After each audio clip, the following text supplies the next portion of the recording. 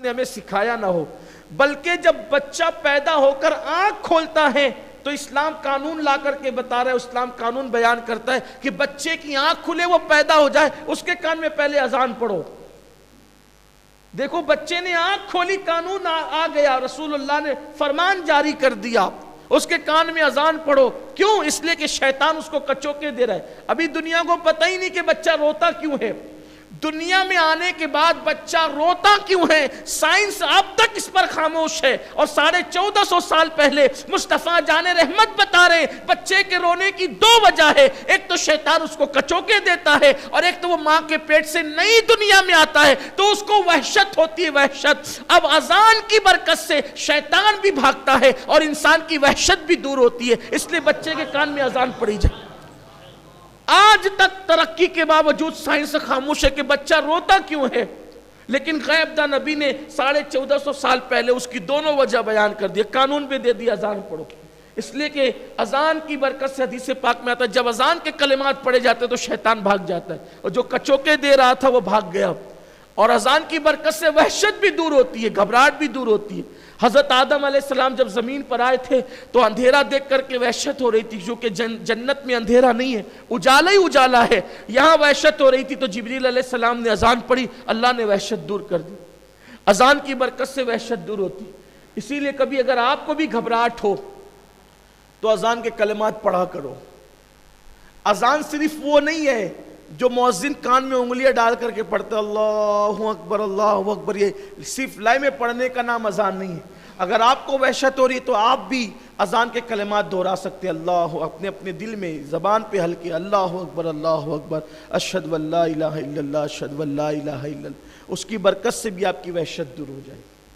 اب آپ دیکھیں، میں یہ کہہ رہا تھا کہ پیدا ہونے سے لے کے آنکھ کھولنے سے لے کے آنکھ بند کرنے تک حضور نے پورا قانون دیا۔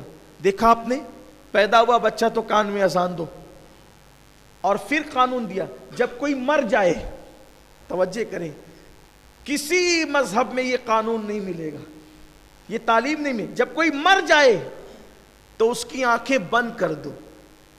آنکھ کھلنے سے قانون شروع ہوا، آنکھ بند کرنے کی بھی بات ہو رہی، آنکھ بند کر دو، اور آنکھ بند کرتے ہوئے پڑھو بسم اللہ وعلی ملت رسول اللہ صلی اللہ علیہ وسلم، دعا بھی عطا فرماتے۔ یعنی کہیں پر ہمیں تشنا قانون نہیں چھوڑا گیا، لیکن یہ اپنی کم نصیبی ہے کہ ہم نے دین پڑھا نہیں، دین نہیں پڑھا، اسی لیے سب کچھ ہو رہا ہے، دین نہیں پڑھا اسی لیے سب کچھ ہو رہا ہے۔ دین پڑھیے، دین کے قریب آئیے۔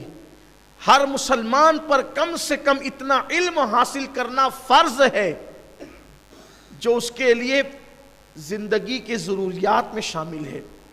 یعنی کون سا علم فرض ہے؟ طہارت کیسے کی جائے، وضو ہے، غسل ہے، نماز ہے، روزہ ہے، حج ہے، زکوٰۃ ہے، تجارت کے کاروبار کے مسائل ہیں، مسجد میں آنے جانے کے مسائل ہیں، یہ سب چیزیں سیکھنا ہم پہ فرض ہے۔ اگر نہ سیکھیں گے اتنا علم، جتنا علم انسان کی زندگی کے لیے ضروری قرار دیا گیا ہے، تو میرے آقا صلی اللہ علیہ وآلہ وسلم فرماتے ہیں ایسا شخص حساب کتاب کے بغیر جہنم میں جائے گا جس شخص نے فرض علم حاصل نہیں کیا۔ اس لیے کہ آپ کہیں گے میں نے تو نماز پڑھی، نماز سیکھے بغیر پڑھی، نماز ہوئی ہی نہیں، تو آپ کہیں نہیں بھی اللہ قبول کرنے والا ہے، اللہ تو قبول کرتا ہے، مجھے تو آتی نہیں، معلوم نہیں تھا تو کیا کروں؟ معلوم ہونا کوئی، نہ معلوم ہونا کوئی عذر نہیں، نہ معلوم ہونا کوئی عذر نہیں، تم نے سیکھا کیوں نہیں؟ بلکہ لوگ تو یہ کہتے ہیں یار علم والوں سے غلطی ہو تو ان کو ڈبل گناہ ملتا ہے، بغیر علم والوں سے تو ان کو کوئی گناہ نہیں ملتا یا ایک گناہ ملتا ہے۔ یہ غلط ہے، یہ آپ کی من گڑت ہے، یہ بھی نہ علم ہونے کی وجہ سے۔ علم والے سے اگر غلطی ہو تو اس کو ایک گناہ ملے گا کیونکہ اس نے علم سیکھا ہے، عمل نہ کرنے کا ایک گناہ اس کو ہے۔ لیکن جس نے علم نہیں سیکھا اور اس نے غلطی کی تو اس شخص کو دو گناہ ملیں گے، ایک علم نہ سیکھنے کا گناہ، ایک عمل نہ کرنے کا گناہ، اس کے لیے دو گناہ ہے۔ اس لیے علم کی طرف آؤ۔ بالخصوص میں اپنے نوجوانوں سے گزارش کرتا ہوں کہ جب ہم کمپیوٹر سیکھنے کے لیے 6 مہینے کا وقت کمپیوٹر کے لیے دے سکتے ہیں، انگلش اسپیکنگ کے لیے 6 مہینے سال بھر کا وقت نکال سکتے ہیں، تو کیا ہم اپنی مسجد کے امام کے پاس آ کر نماز سیکھنے کے لیے 2-4 دن کا ٹائم نہیں دے سکتے؟ نماز مکمل سیکھنے کے لیے 2 دن 1 گھنٹہ کافی، یعنی 2 گھنٹے میں آپ پوری نماز سیکھ سکتے ہیں. لیکن سیکھتا کون ہے؟ نماز میں تقریباً 52 مقامات ایسے آتے ہیں پوری 2 رکعت نماز میں کہ اگر آپ جہاں بھول کر دو تو آپ پر سجدہ سہو لازم آ سکتا ہے. کسے پتا ہے؟ کون کرتا ہے؟ بچپنے سے مسجد میں آ رہے ہیں، لوگوں کو سر زمین پہ رکھتے دیکھا، ہم نے بھی ماتھا ٹیک دیا. ماتھا ٹیکنے کا نام نماز نہیں ہے، کھڑے ہو جانے کا نام نماز نہیں ہے امام کے پیچھے. نماز کیا ہے؟ اللہ کے رسول فرماتے ہیں سلو کما رائیتمونی اصلی، نماز ایسے پڑھو جیسے مجھے نماز پڑھتے ہوئے دیکھتے ہو. ہم نے نماز ہر چیز، بائک سیکھ کر چلا رہے ہیں، سائیکل سیکھ کر چلا رہے ہیں، کمپیوٹر سیکھ کر چلا رہے ہیں، کاروبار سیکھ کر رہے ہیں. اگر بغیر سیکھے کوئی چیز ہو رہی ہے وہ اللہ کی عبادت ہے، جس کو نماز کہتے ہیں، روزہ کہتے ہیں، حج کہتے ہیں، زکوٰۃ کہتے ہیں. خدا کے لیے اپنے حال پہ رحم کریں، کم سے کم نماز تو سیکھ لیں. میرے آقا صلی اللہ علیہ وآلہ وسلم صحابہ کرام کو پوری عمر عبادت سکھاتے رہے، لیکن ہم نے اس کی طرف توجہ نہیں کی. میرے آقا صلی اللہ علیہ وسلم کے دیوانوں، ہمیں تو وضو بھی نہیں آتا، ہم کن کن چیزوں کا تذکرہ کریں. ہم نے ابھی یہ بھی پتہ نہیں ہے کہ عورتیں ہاتھ کیسے دھلتی ہے وضو میں اور مرد ہاتھ کیسے دھلتے ہیں وضو میں، یہ بھی پتہ نہیں.